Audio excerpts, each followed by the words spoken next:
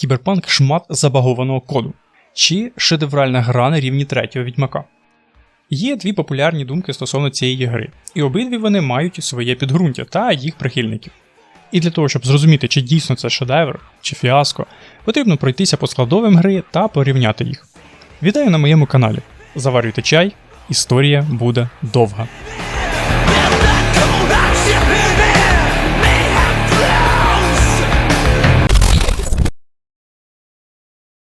Почати треба, як завжди, спочатку. Ще в далекому початку 10-х компанія CDPR, яка не мала ще шедеврального успіху від випуску третього Відьмака, задумалась, а куди ж рухатись далі? Трилогія добігає кінця, і в третій частині історія мала завершитись.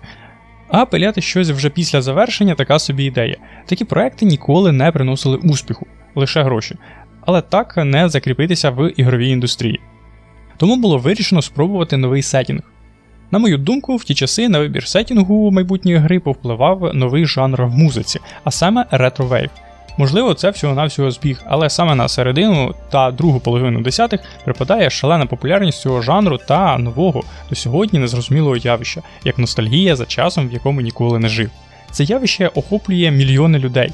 Ці люди, які народжені в 90-х та нульових, ностальгували за часом неону, заходів сонця на пляжі та пальм. Але 70-ті та 80-ті принесли ще одне явище культуру, а саме кіберпанк. Тому в цей час виріс інтерес і до цього жанру. Тому 70-ті 80-ті також тісно асоціюються саме з кіберпанком, і як наслідок, в цей час виріс інтерес і до цього жанру. Схоже, цей весь вайб зачепив і розробників CDPR.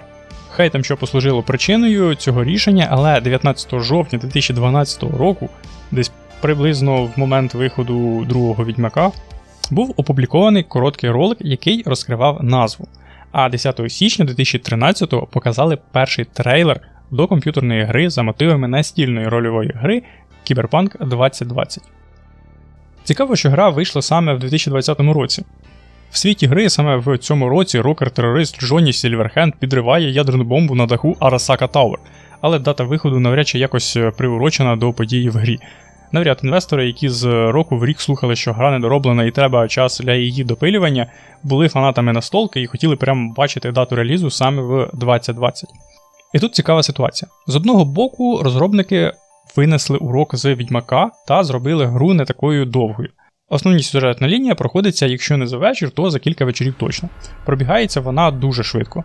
Але з іншого боку, таке відчуття, що до них в офіс навідався Пітер Моліньє і понавигадував їм всього крутого, але забув розповісти, що для цього крутого треба мільйон років на реалізацію.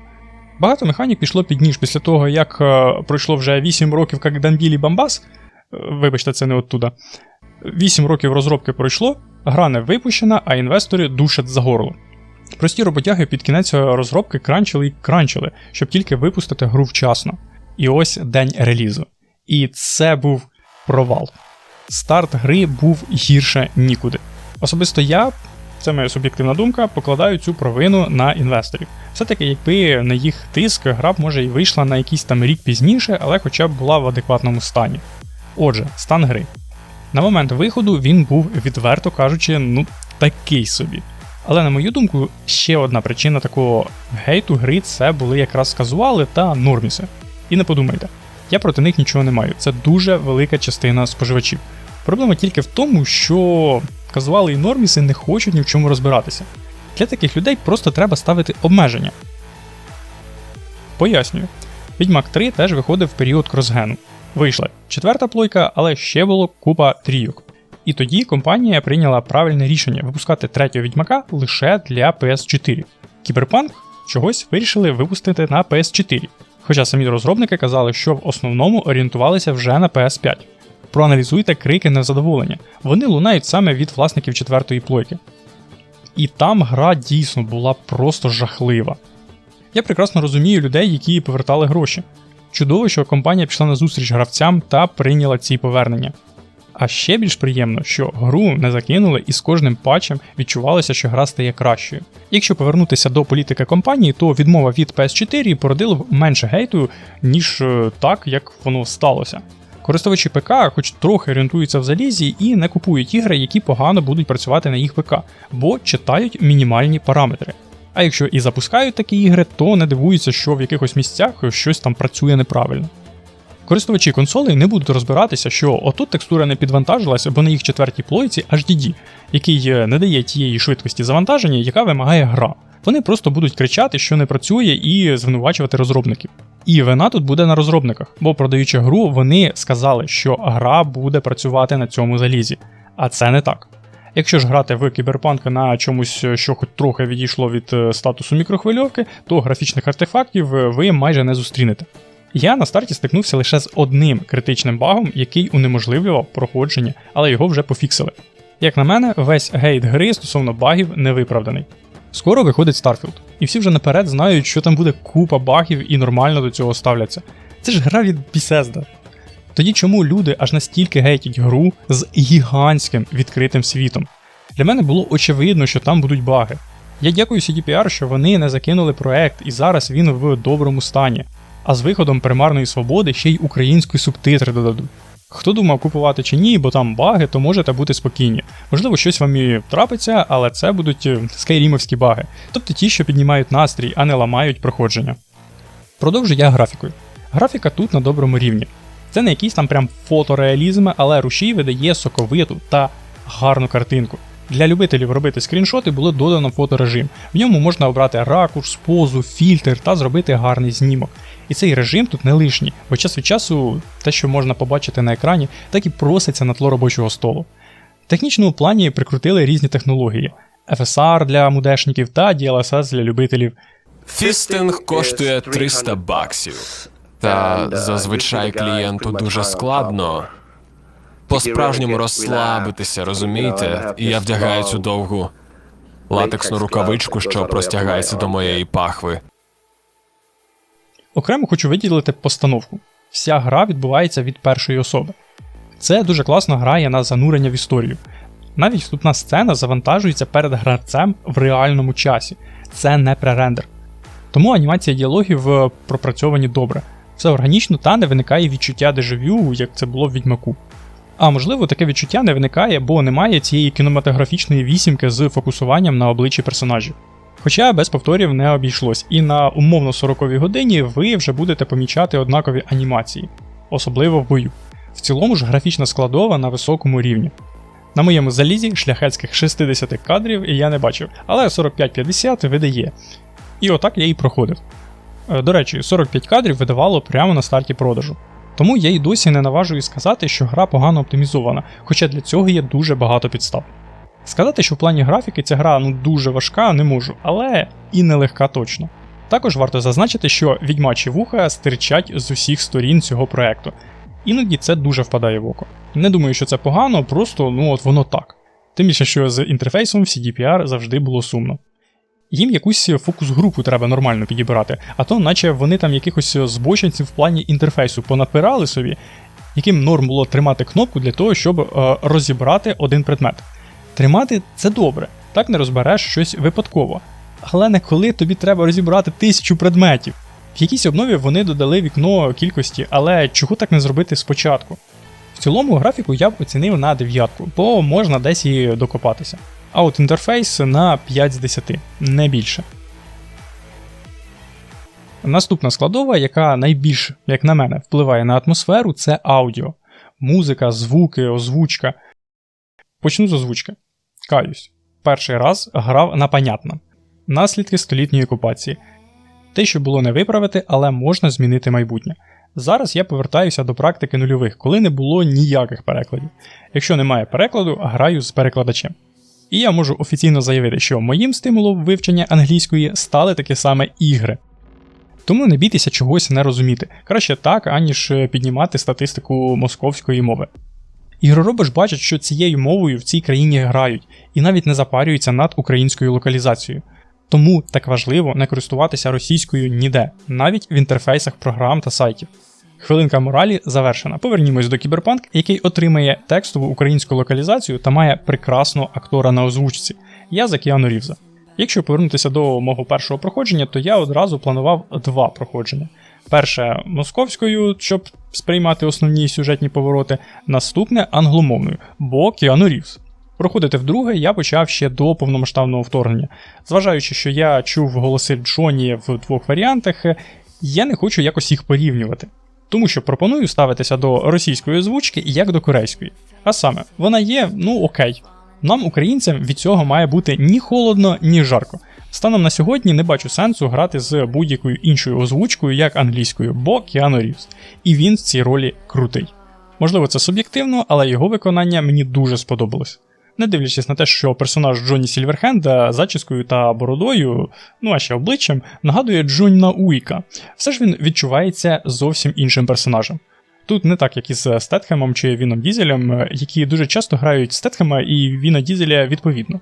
Якщо чесно, мені важко описувати враження від озвучки, тому що я в цьому мало чого тямлю. Просто скажу, що вона мені дуже сподобалась. Ну і все. А от в чому я тямлю трошки більше, і в CDPR виходить це завжди дуже класно, це музикальний супровід. Композитори знову спромоглися наплодити стільки класних внутрішніх треків, що в мене дах просто від цього зносить. І знову ж таки, все як і в Відьмаку. Нам не просто кажуть, що от це крутий гурт, який збирав колись там 50 років тому стадіони. Нам це показують. Є квест, де цей гурт збирається старим складом та дає концерт для фанатів. І народу там прийшло, немало. А сам концерт видався на славу. Гурт реально давав Джосу. І спостерігаючи за цим з екрану та слухаючи цю музику, дійсно в це віриш. Самураї надовго прописалися в моєму плейлисті після проходження гри. Взагалі з самураями цікава історія. Це внутрішньоігровий гурт, солістом якого був саме Джонні Сільверхенд. Тексти пісень – це просто, спойлери до гри, але ці спойлери ви зрозумієте лише після проходження. Ось кілька треків і як я це інтерпретую. Далі будуть спойлери, тому хто оминає їх, мотайте далі.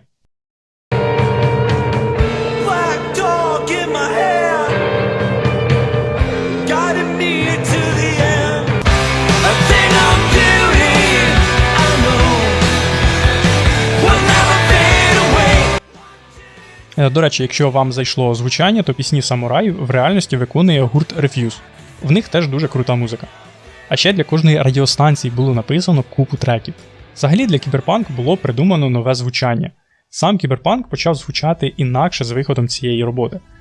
До цього це були завжди такі протяжні електронні мелодії. Таке звучання Кіберпанку зробила робота Рідлі Скотта «Той, хто біжить по лезу». Там для створення музичного супроводу активно використовувався аналоговий синтезатор. От зараз не можу точно згадати чи знайти, але там якийсь прям підвид цих синтезаторів використовувався. Він і надав музиці стрічки місцями піднесеного та парадного, а місцями важкого та нуарного звучання. І задав тренд на роки вперед. Але навряд чи ви спутаєте музику з гри з чимось іншим. Вона рвана, драйвова, динамічна, ще більш електронна. Одразу хочеться покласти пальці на клавіатуру і зламати кілька сайтів, паралельно провівши DDoS-атаку. Але найголовніше, вона створює саме цей впізнаваний настрій. Робить ще один маркер, за яким можна точно сказати: так, це Кіберпанк 2077.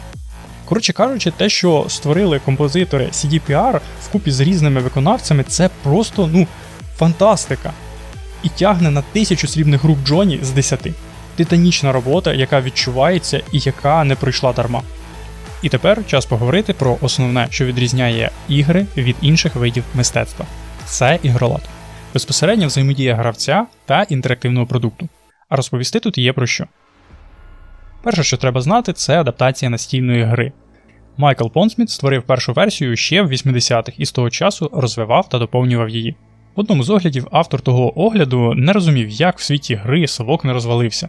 Для мене все очевидно. Гра створювалась у 80-х і коли ще існував. І ззовні мав могутній вигляд. Хоча вже тоді всередині все тріщало по швах. Ніхто не думав, що він так швидко розвалиться, а лор гри вже був прописаний. Тому, як я можу допустити, автор гри не вводив таких глобальних правок. Але взагалі-то могутній, звичайно в лапках, Soviet Union не зберіг своїх кордонів і в грі. Та й розшифровувався не так. Союз Совєтських суверенних республік. Тож у всесвіті гри це нове формування почало намагатися в ринкову економіку. Коротше кажучи, уявіть, якби Єльцин тоді все-таки продавив створення нового союзу, замість біловежських угод були підписані якийсь там новий договір. Країна, принаймні на папері, залишилася однією, але все одно встала б на рейси капіталізму. Тому сильно сумувати з того, що в грі є СССР, не варто. Так, портрет Леніна трохи тригерить, але, як я зрозумів, з нього вже давно зробили бренд, і як це в свого часу в нашому світі зробили з Че Гевари. Ви взагалі задумувались над іронією? Якась людина в капіталістичній системі з метою примноження свого капіталу та заробляння грошей штампує футболки з портретом людини, яка воювала проти капіталізму. Ох, ця історія. Інколи такі вибрики викидає. Якщо ж повернутись до гри, то Совок все-таки втратив велику частину своїх територій.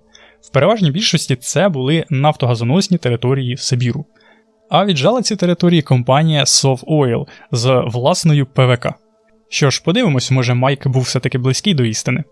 І якщо вам цікаво детальніше дізнатися про історію цього дивного світу, то раджу зазирнути на канал Lore Ukraine. І ні, це не вухо горло ніс, як можна подумати. Це молодий канал про історію різних всесвітів. І в нього є 5 відео на тему кіберпанк.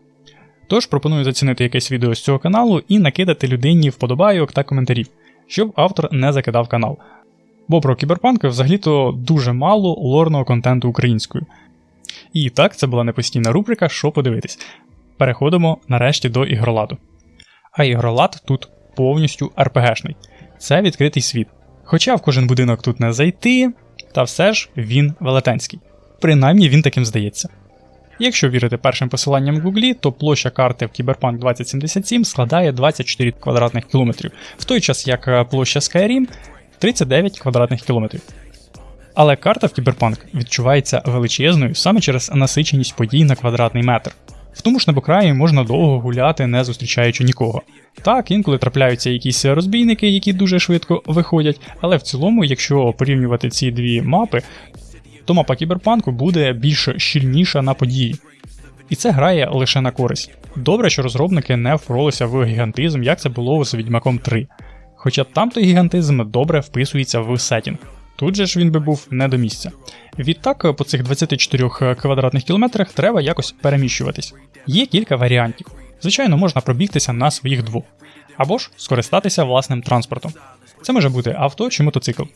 В грі можна купувати транспорт і потім викликати його, як ви викликали пліточку. Особисто мені керувати транспортом зручно та весело. Я прямо насолоджувався поїздками.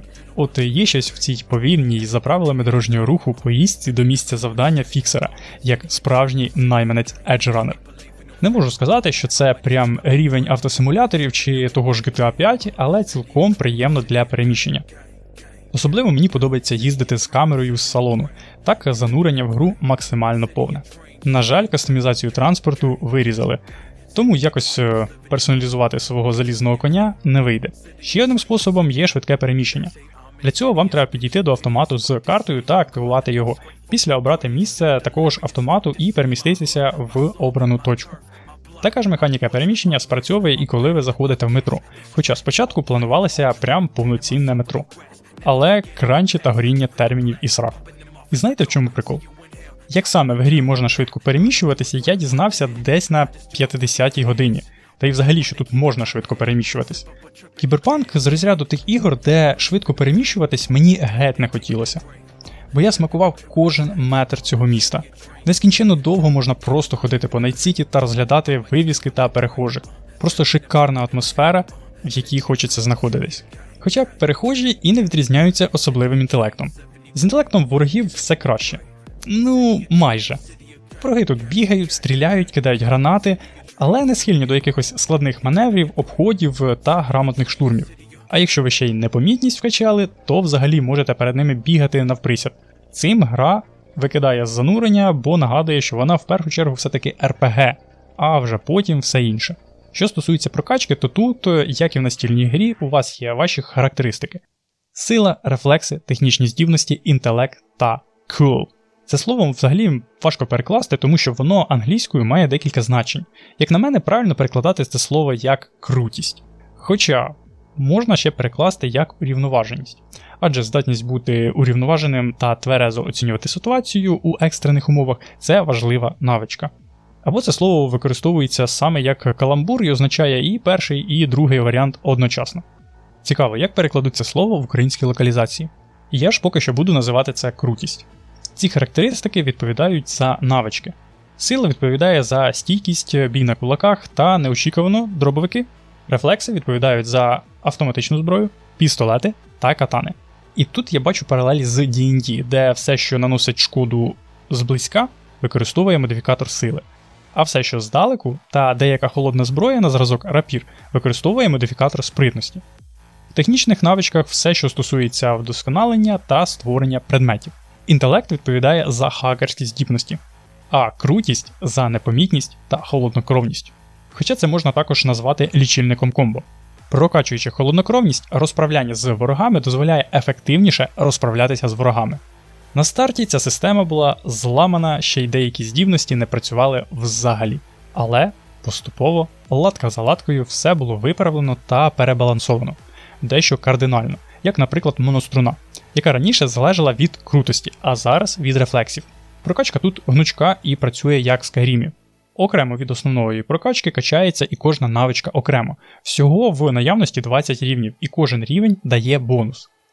Навички качаються від їх використання. Загальний рівень дає очки навичок та характеристик, які можна вкласти в прокачку характеристик та відкриття нових умінь. І мені подобається ця система, бо можна, не вчитуючись в фоліанти, щоб зрозуміти, як працює прокачка, просто грати і кайфувати. І ваш стиль гри сам підкаже, що вам треба вкласти зароблені очки. Але це й не казуальна іграшка, яка буде ефективна, як би ви не качались. Запороти персонажа все ж можна. І для таких випадків є кнопка скидання очок за символічну суму Еді. І зважаючи, що це є чистокровною РПГ, у вас не вийде чисто на скілухи виносити всіх хедшотами. Стрільба тут хоч і приємна, а анімації гарні, все ж шкода від попадання вираховується складними формулами з купою залежностей та параметрів. Тому пряме попадання в голову з дробовика може зняти вашому противнику лише кілька відсотків здоров'я. Що поробиш? РПГ. З холодною зброєю така ж історія. Ви можете доджити, стрибати, блокувати удари та шинкувати вашого противника з серіями ударів, але шкода від влучання все одно залежить від вашої прокачки. Також в ближній сутиці зважайте на втому. Втомившись, ви станете легкою здобиччю. Що реально круто, який би ви стиль не обрали, як би ви не прокачувались, ви завжди зможете пройти місію в своєму стилі. В цьому і полягає варіативність кіберпанку. Багато хто цього просто не розуміє і пише, що в кіберпанку немає варіативності. Подивіться моє відео на цю тему, яке вийшло рік тому. Якщо коротко, то вибір в кіберпанку ви робите не в діалогах, як в інших іграх, а діями. Готуючи це відео, я знайшов вдалий приклад цієї механіки. В одному з замовлень фіксера треба визволити з лап мальстрьомівців лікарку. Коли Ві її знаходить, вона саме бореться за життя одного з мальстрьомівців. І в цьому завданні дуже легко зробити, точніше, не зробити один з двох виборів. Пані лікар каже, що нікуди не піде, поки не стабілізує пацієнта.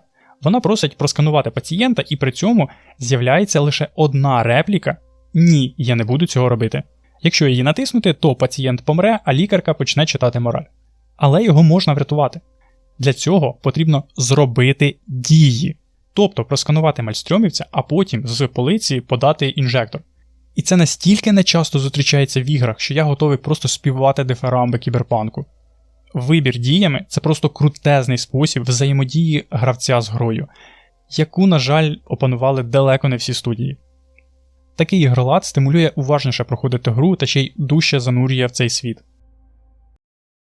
Наступний блок – це один величезний спойлер. Тому, хто ще не грав у гру, пропустіть цей блок і переходьте от сюди десь.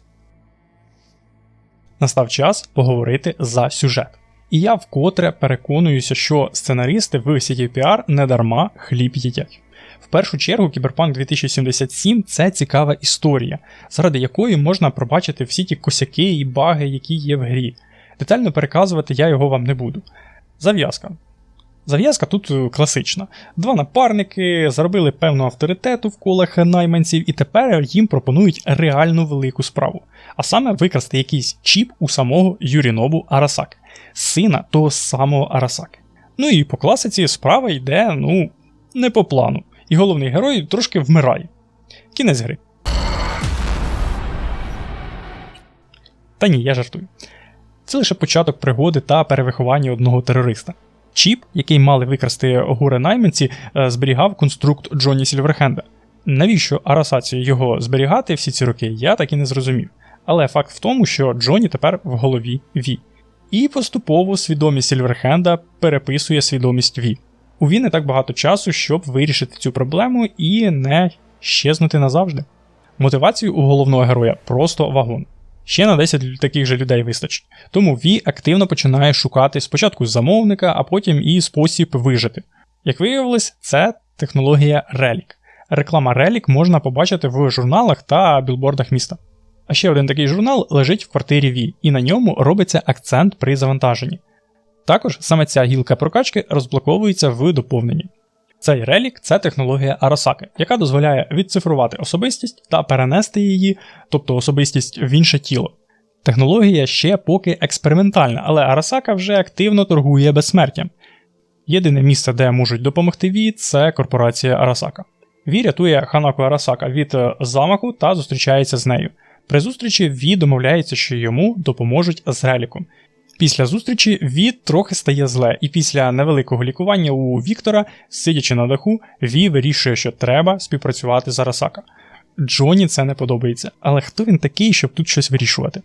Розбираємось з Юрінобу та летимо на космічну станцію. Там після обстеження лікарі Арасаки кажуть, що конструкт вже добряче таки проник в голову Ві. І що навіть якщо вони запхають свідомість Ві назад, то тіло її відторгне. Тому в нас є вибір. Погодитись стати записом свідомості в архіві Арасаки і чекати на нове тіло, або відмовитись і доживати останні місяці. Ну і тут все залежить від вас. Мінлива надія на життя, але при цьому на час, скажімо так, анабіозу, ви будете власністю Арасаки, чи хоч і коротке, але вільне життя. Отаким от був ваш цей кіберпанк. От тільки... Ві рятує Ханако Арасака від замаху та зустрічається з нею. При зустрічі Ві домовляється, що йому допоможуть з Реліком. Після зустрічі Ві стає трохи зле, і після невеликого лікування у Віктора, сидячи на даху, Ві думає погодитися на пропозицію Ханаки. Але Джоні це не подобається. Ві дослухається до Джоні, дзвонить панам, і за підтримки Альдекальдо Ві проникає в домі Коши. Там він підключається до мережі та спілкується з Альт. Альт каже, що чіп був занадто довго в голові, тому навіть після повернення тіла Ві довго не проживе, бо тіло почне відторгати його свідомість. У Ві є вибір – віддати тіло Джоні, а самому злитися з Альт, чи повернутися і провести останні місяці, будучи частиною клану Альдекальдо, десь подалі від Найт-Сіті. От тільки... Ві рятує Ханаку Арасака від замаху та зустрічається з нею. При зустрічі Ві домовляється, що йому допоможуть з Реліком. Після зустрічі Ві трохи стає зле, і після невеликої лікування у Віктора, сидячи на даху, Ві думає погодитися на пропозицію Ханака. Але Джоні це не подобається. Ві дослухається до Джоні, дзвонить Роук та довіряє тіло Джоні. Сільверхенд та Роук з боєм прориваються до Мікоші і під'єднуються до мережі. І тут Сільверхенд може повести себе як скотиняка і забрати собі тіло, а може, як і домовлялися, піти разом з Альт та стати Іскіном. Якщо Ві повертається в Найт-Сіті, то він стане легендою, але жити йому залишилось недовго. Ще є два варіанти розвитку подій. Ще сидячи на даху, Ві може закінчити все. В цьому випадку запускаються фінальні субтитри, де його будуть оплакувати. Але можна зробити красиво. Можна самостійно штурмувати Арасаку.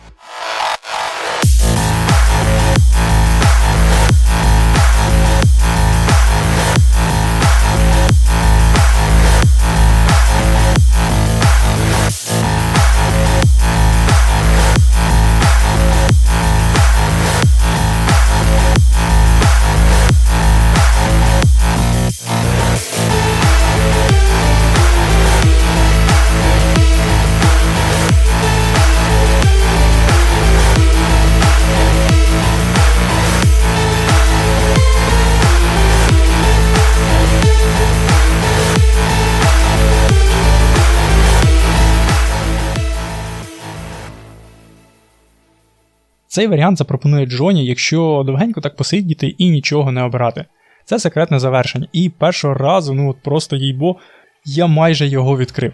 Сидячи на даху, я довго не міг обрати варіант подальшого розвитку. Якби посидів ще трішки. Але про цей секрет я дізнався все-таки вже після. Особливості цього варіанту в тому, що у вас лише один шанс. Якщо ви стратили, то починають йти фінальні титри, де Ві будуть оплакувати. Якщо ж ви досягли успіху, то у вас буде вибір залишити тіло Джоні чи Ві. Виходить все як з панам, тільки якщо тіло дістанеться Ві, то він стане легендою в Afterlife. Ось я накидав зручну блок-схему для розуміння, що й до чого. Грубо кажучи, в гри є 5 фіналів. Але якщо розкласти все по поличкам і враховувати стосунки героїв, то завершень у гри трохи більше. Але приймемо, що їх 5, бо взагалі-то фінальних сцен дійсно 6. 7, якщо вважати різними фіналами від Джоні та Роук. Розберемося з кожною з них. Почну з вибору Роук як компаньйона на фінальну місію. Основне, що відмінне в цьому кінці, це те, що фінальний вибір робить не Ві. Цей вибір робить Джоні. Тому що Ві віддає керування власним тілом Рокеру перед фінальною місією, і Сільверхенд разом з Роук, як в старі добрі часи, штурмують Арасака Тауер. Ві на деякий час стає просто пасажиром. Спостерігачем. Саме це завершення я обрав першого разу, і мені не сподобалась реакція Ві. В Мікоші він був злий на все, навіть на Сільверхенда, коли той йшов до вирви, щоб злитися з Альт. Але готуючи футажі та переглядаючи деякі відео в інтернеті, я зрозумів, що це лише одна можлива реакція. Що саме впливає на ставлення Ві до Джоні, я не впевнений. З того, що я помітив, це те, що в прикладі з озлобленим Ві перед вживанням пігулок він дзвонив панам. А в прикладі, де Ві та Джоні коріші, не дзвонив. Але 100% впевненості в мене немає. Варіант, де Ві злий на Джоні, як на мене, не сильно добре вписується в наратив. Ві обзиває Рокера мудиком, коли той йде по містку, щоб злитися з Альт. Це мало б логічний вигляд, коли б той йшов, щоб забирати собі тіло. Інший варіант логічніший. Там Ві просто прощається і каже, що радий був зустріти Сільверхенда. Хоча якщо взяти мікроскоп, то можна відчути, що з цією сценою теж щось не так. В альтернативному ж варіанті Джоні повертається в тіло Ві та їде з Найт-Сіті. І воно теж слабко в'яжеться з настроєм події в Мікоші. Агов, у нас тут ще та сволота вибрала себе, і при цьому він хоронить Ві та просто їде? Коротше кажучи, на мою думку, вибір Роук з точки зору наративу дуже слабкий. Він наче зшитий з того, що було, адже точно такі ж епізоди має секретне завершення, але воно там має гармонічніший вигляд. Одразу давайте проаналізуємо секретне завершення. Версії епілогу тут такі ж, але все вирішує один момент. Тут Ві залишає контроль над собою. Джоні тут допомагає лише морально. В кінці ж саме Ві обирає, хто повернеться в тіло. Це його вибір, і від цього цей фінал більш цілісний. Коли Ві каже, що він відправляється в глибини Даркнету, то Джоні відмовляє його, але в кінці кінців приймає його вибір та прощається. Після повернення в Найт-Сіті Джоні оплакує друга та їде з цього міста, яке приносить йому одні лише нещастя. Цікавий момент, що в автобусі Джоні знімає свої темні авіатори і дивиться на світ без них. Цю деталь можна трактувати по-різному. Нав'язати вам свою думку я не буду, але якщо дуже хочеться поговорити про це, то це можна зробити в моєму Discord-сервері. Посилання буде в описі. Якщо ж Ві повертає собі тіло, то він стає живою легендою, і йому доручає якусь справу сам містер Блу. Ви ще могли бачити його в сцені, де Ві розповідає Піралісу про те, що за ним стежать, та в трейлері. Штурм Арасаки самотужки – це реально заслуговує статусу легенди. Але це не приносить душевного спокою Ві. Це видно по його інтонації та виразу обличчя. Йому залишилось жити 6 місяців, тому він береться за будь-які, як то кажуть, мішен. Цікаве і те, що в космічне казино він також летить один, що знову ж таки перекликається саме з секретною кінцівкою, а не з штурмом з Роук. Щодо інших фіналів. Обравши співпрацю з Арасака, спочатку ви приберете головну загрозу – Юрінову, а потім вам дадуть вибір – стати таким же конструктом, як Джоні, або повернутися на Землю. Взагалі, ця штука з конструктом особистості придумана для багатіїв. Навіть в рекламі Арасака просувають цю технологію з релігійним підтекстом – «Врятуй свою душу». Я так розумію, багатії рятують свою душу від пекла. Хай там як, Ві за старання дають таку можливість безоплатно. Але і є нюанси. За умовами контракту, його свідомість буде власністю Арасаки, допоки йому не знайдуть нове тіло. І обґрунтовують такі умови тим, що треба, щоб тіло підходило по ДНК. Он Сабуро в тіло сина пересадили, а в тебе ж синів немає. Але звучить як відмаза, адже якби була проблема з сумісністю тіла, то Ві не сидів би на станції Арасаки. Я маю на увазі, що свідомість Ві закинули б назад у власне тіло без наслідків. Тому звучить як якась угода з дияволом. Ще й на це натякає назва квесту. Ві може погодитись і отримати примарний шанс, що його колись відпустять з цієї цифрової тюрми. Хоча, більш за все, це якась пастка. Або ж можна відправитись на землю доживати віку. Що характерно, епілог інший, адже штурму Арасаки не було, а відтак легендою він не став. Ві дивиться на землю перед тим, як сісти в шаттл, та зриває з себе амулет з кулею, яка і запустила цю вервечку подій. Можливо, таким чином автори хотіли показати, що він відпускає минуле та змирився із своїм сучасним станом. Можливо, навіть знайшов душевний спокій. Але це лише можливо. Хоча куля тут явно не просто так. Якщо погодитися стати конструктом, то Ві буде стискати кулю в руці, що можна трактувати як відмову відпускати минуле та приймати теперішнє. І третій варіант розвитку подій – це Панам. Панам – це можлива любовна лінія для чоловічого персонажа, а також людина, яка може зателефонувати Солу. Не тому Солу. Оцьому. І разом вони штурмують Арасака. І це ще один грамотний фінал, адже тут Ві керує собою. А як ми знаємо, це важливий нюанс. Повернувши своє тіло, Ві вирішує покинути Найт-Сіті та стати частиною клану Альдекальдо. Можливо, навіть в якійсь мірі стати собою, адже найманцем він став не від хорошого життя. Стати легендою хотів його друг, а не він. Тому в фінальній сцені ми бачимо задоволеного Ві, який викидає колон з кулею. Як на мене, це символ, що Ві змирився із своїм станом та залишає всі проблеми позаду. Цікаво, що CDPR знову так тонко нам натякають на те, що сім'я – це головне. Також прослідковуються паралелі з, вибачте на слові, еджранером, а саме не женіться за чужою мрією, але там це якось так всрато подано, що не хочу про це говорити. Все одно це лише частина пазлу, який веде до прийняття минулого. Ще один момент. З усіх фіналів лише вдвох не грає пісня Never Fade Away.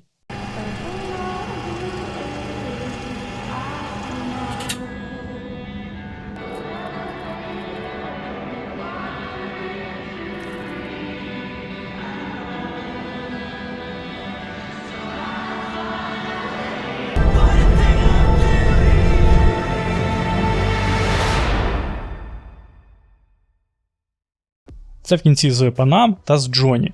І це ще одна ниточка. В цих варіантах завершення історії герої приймають своє минуле, переосмислюють теперішнє і знаходять душевний спокій. В інших же варіантах Never Fade Away на фоні просто натякає на те, що герої ще чіпляються за старе та не хочуть приймати реальність. Вони не хочуть щезнути. І це приносить їм страждання. Але лише прийнявши реальність, можна рухатися далі. Якщо ж говорити про вибір стати Іскіном, то це теж цікавий момент. Ві просто здався. Йому набридло вирішувати ці питання, які все одно приводять до сумного фіналу. І це, як на мене, ще один варіант ніколи не зникнути.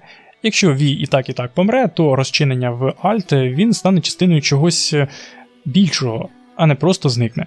Це, як на мене, перекликається з фіналом Привида в мушлі. Взагалі чув думку, що фінали нагадують концепцію 5 стадій прийняття, але я з цим трохи не згоден.